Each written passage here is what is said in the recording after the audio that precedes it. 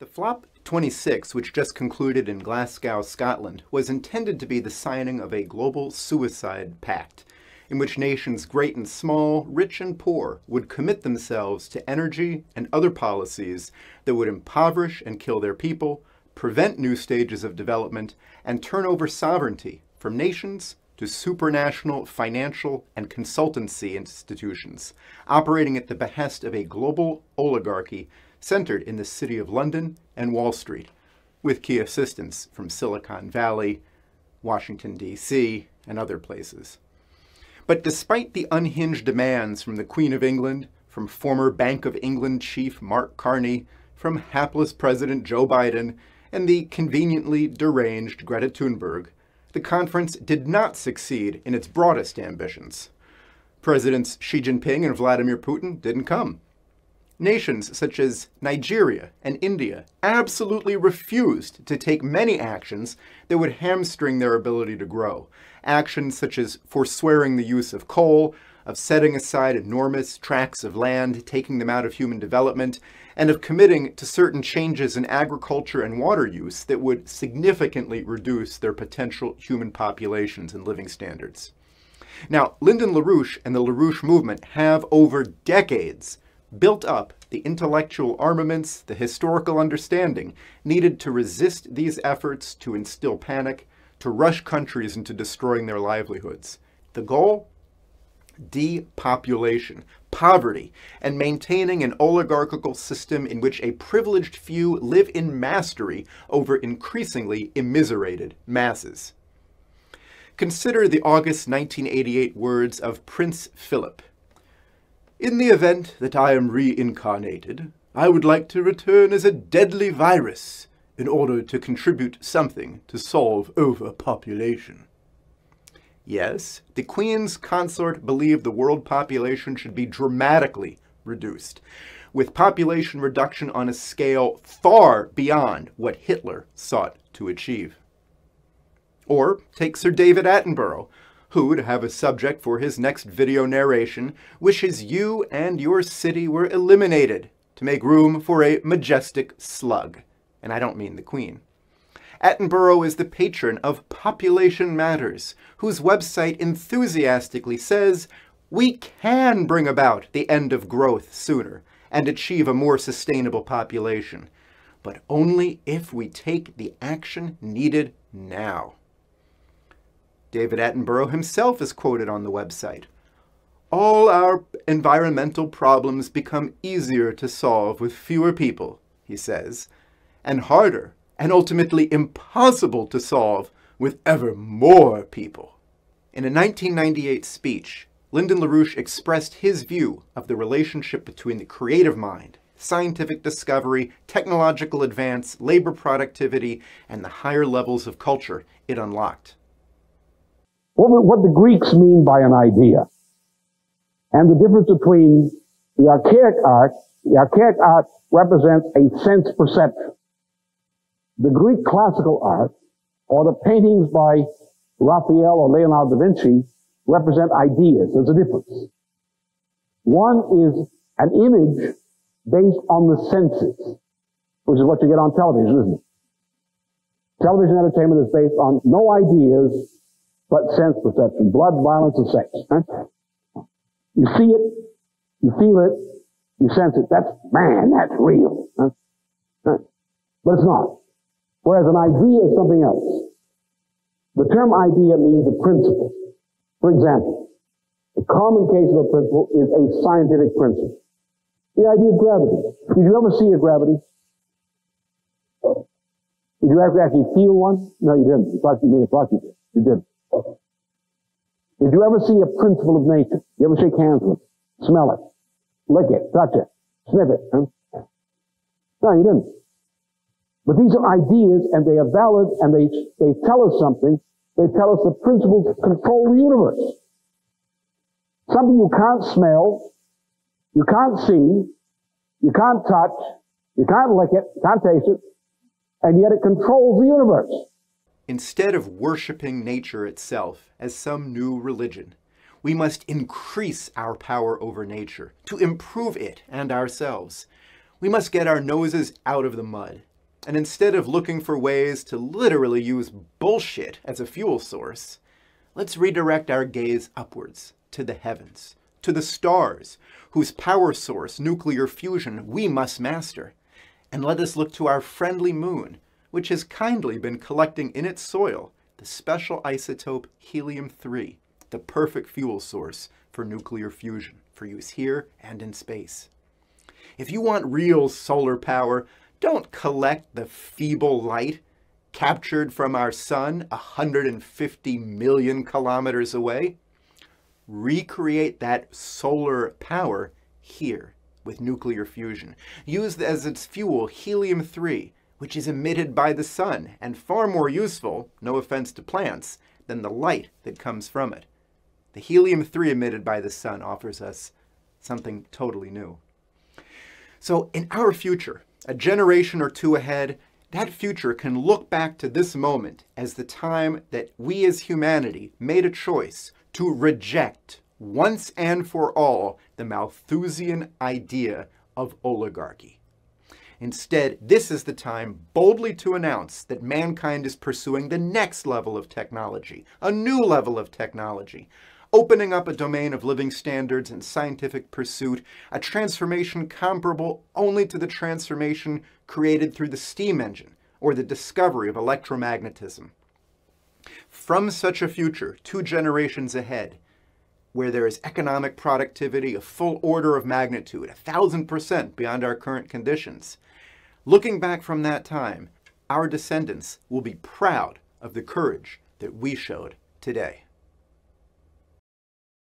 Dear audience, at COP26, filthy rich elites arriving in Glasgow with their 400 private jets lectured our youngsters that their parents and grandparents have caused a global climate crisis by their technological achievements.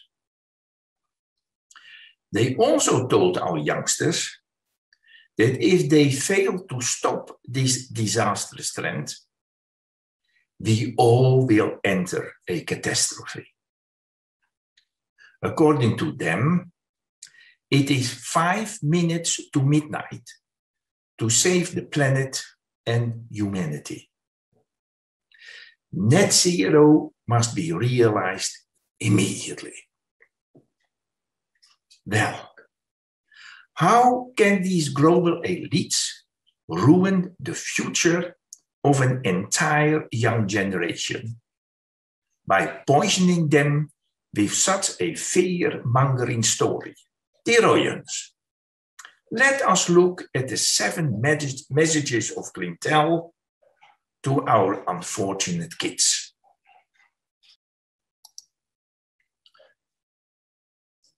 Message number 1. Please don't act like a parrot. Message number 2. Deepen your knowledge on the facts of our climate. Message number 3. Do you know that the difference between the mean annual temperature in cold Finland and warm Singapore is more than 20 degrees Celsius? Hear it, 20 degrees Celsius. Yet, both these countries are most successful. Message number 4.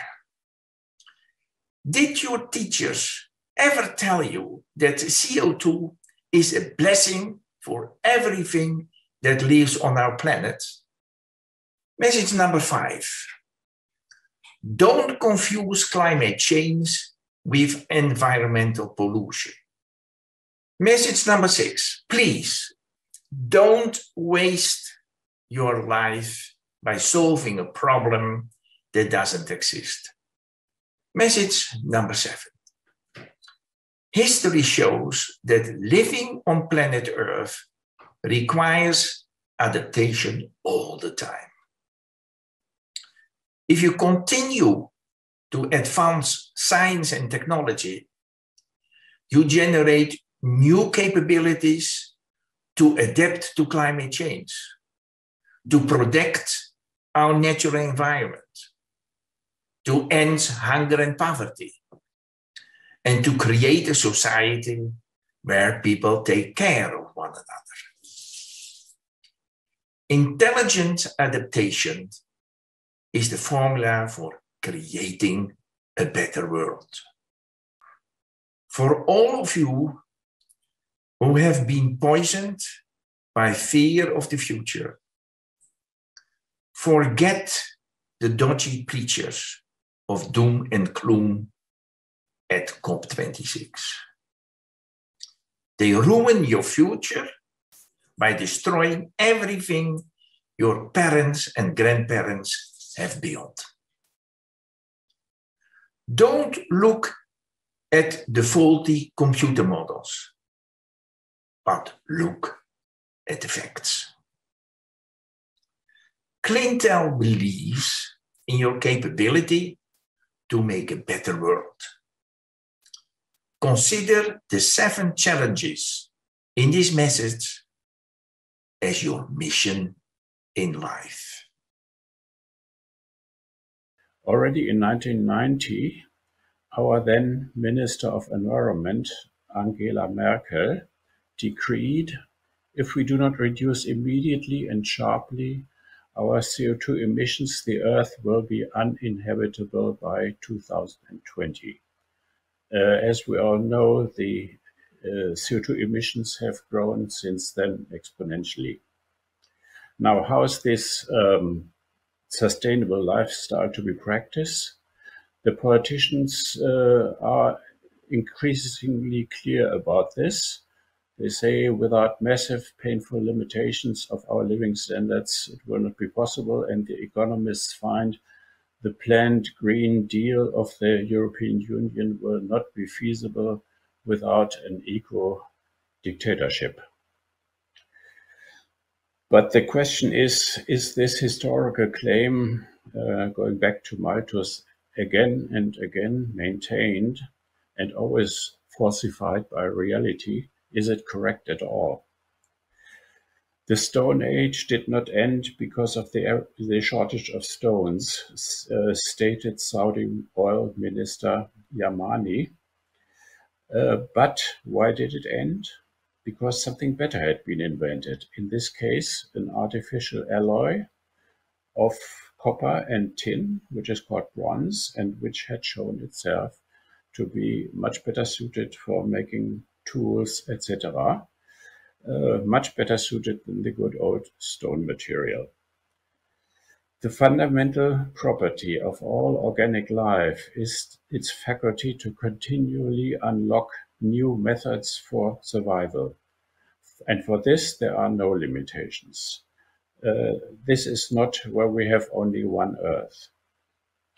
This faculty of unlocking new methods for survival can be observed even at a very early stage of life. 4 billion years ago, cyanoalgae developed as the first primitive form of life. And for their survival and self-replication, they converted CO2, of which the atmosphere consisted then largely, to carbohydrates and to oxygen, as do all plants. 2 billion years ago, most of the CO2 was used up. What would have happened if a sustainability advocate would have been present? The concept of sustainability is foreign to organic life. The inexhaustible resource of human inventiveness is the means to guarantee a material paradise even for growing populations. As an illustration, I would like to cite a few lines from a novel with the title Halbschatten, which means half shadow, which is about the life of a German pioneering woman aviator. So the text goes like this: the propeller, this highly complicated, complex form, perfect in itself, is the wonderful discovery which, together with the engine and the wings, accomplishes the impossible, flying. Visible sign that man can grow beyond oneself. Be fruitful and master the earth, says the Bible. The human being is not limited. Everything is open to him, the sky, the water, and the earth. So nobody should let ignorant or corrupted politicians, corrupted media, and corrupted scientists let themselves tell that you have to live in property and deny creativity and inventiveness. So with this appeal, I conclude my little lecture and thank for your attention.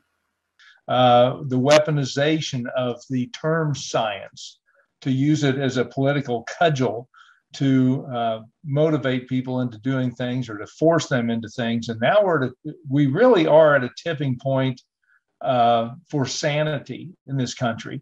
We've got ESG standards, environmental, social, and governance standards, which are being imposed by financial institutions and forcing companies to invest in renewable energy, even though it does not work and it's not green or at all.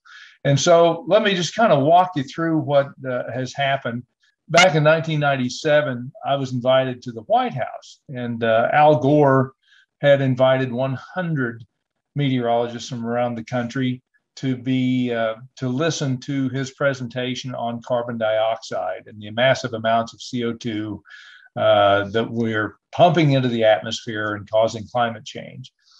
The intent of that was not really to promote science, but to promote this narrative, this so-called science narrative, so that the meteorologists who attended would be proselytized and returned to their home markets and preach the gospel of climate change across the country. Well, it worked for most of them. I did not do it, but a lot of them did. A lot of them bought it. The Earth's tilt changes with time, and also which hemisphere is pointed toward the sun during the winter and the summer also changes. Those cycles vary from 20,000 years to 100,000 years. So there's nothing man can do about these cycles, but it is what drives the climate of this planet. And to say that carbon dioxide is the primary driver of climate change is so ignorant and so malinformed that it just doesn't make any sense. And unfortunately, that's what the public has been fed over years. This is Mr. Adrian Badescu, who is from Romania. He's the former advisor to the Prime Minister on infrastructure and the president of the Group for the Promotion of Infrastructure in Romania. Southeastern European countries, they are like forcing us to make a lot of Green Deal, to put a lot of Green Deal ideas in our governmental programs, and for us to have access to the European Union funds. And I see it as a sociologist, the use of fear. This is the word, maybe it's strong, maybe it's not the most appropriate. The fear that is used by the system and a lot of the corporation, from the big pharma to the Green Deal companies and the Western states. This is the problem that I have, and the solution that we have to find for us so that we can explain this fear and to get rid of it. So I think that acquainting people, helping people understand what it is that the human mind is capable of doing is a part of the antidote to the cultural degradation in the new green religion, where people believe that the ultimate sin is existing. That the original sin is that there is a human species, and that our goal should be to reduce to zero or negative our impact on the world around us, when in fact it is exactly the opposite. We must increase our power over nature to improve it and to improve our own lives. So in terms of how to do that, I think that people who are informed on these things have to inject themselves into the public debate, as people on this panel have done. The leader in the world about this crazy behavior is Europe. And I think that once European Union will crash, and personally I hope it will crash soon, and will go back to the national interest as it was before. People will start realize that this is a major problem, is an economic problem. Why?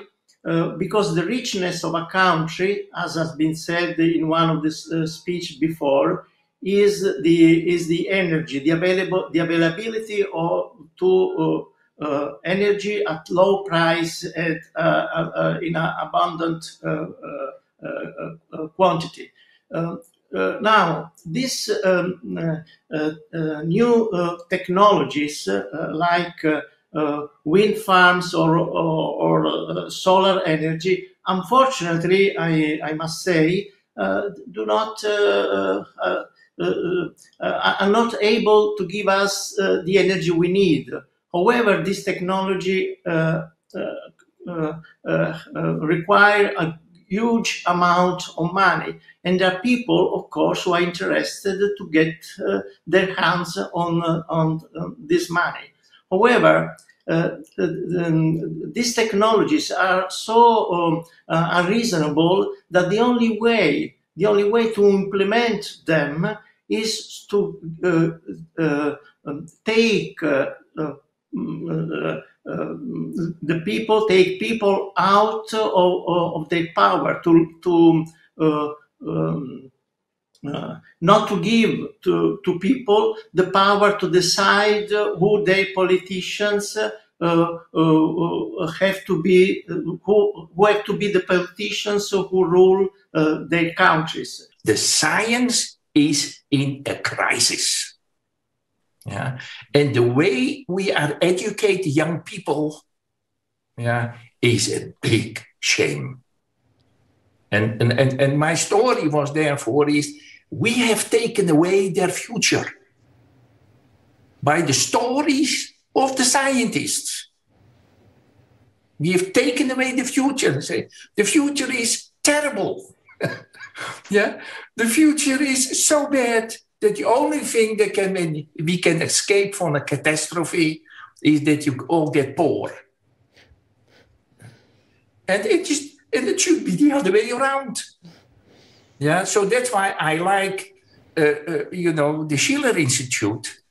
Yeah, because we agree with the fact that the future is on people. The future is on our youngsters. The future is on science and technology. The future is on discovering what we still don't know yet. Yeah, and Mr. Badescu, that is the problem. Not the politicians. Well, of course, they don't know better. But we should tell them where the problem is. But we are silent. And if you speak up, again, you are excommunicated. Thank you. Thank you very much, Dr. Berkhout. And I would just say, obviously, this panel is full of outspoken people who have inserted themselves into this debate very courageously. So I would just encourage you to work with us and see how we can multiply this effect. So he's asking about Germany, but I would obviously broaden the question too. He asks, what can be done to shift Germany and other EU countries back on the track of nature and people-friendly use of nuclear power? So Dr. Kemm, would you like to take that up? And scientists know exactly how to handle nuclear waste. The story that we don't know nuclear waste, it's an unsolved problem, it's beyond our capability, that's just plain and simply not true. So I think this whole thing about limits to growth is that political groupings are trying to make a limit to growth come about by blocking extra energy, by blocking expansions in technology. And limits to growth is not just this unconstrained consumption, which scares people. I can understand why they get scared. No, already we've got LED lights, for example, which produce light with much less electricity consumption than the old incandescent bulbs. We've got all sorts of energy-saving devices and cleverer ways of doing things, and more technological advance will allow the lifestyle of people, which is growth, to improve. It will allow economies to go forward, but not with just this unconstrained sort of consumption and the waste dumping of all sorts of things and so on, which is the scary image. So there's no limit to growth as long as you don't try and put blockages in the way of technology.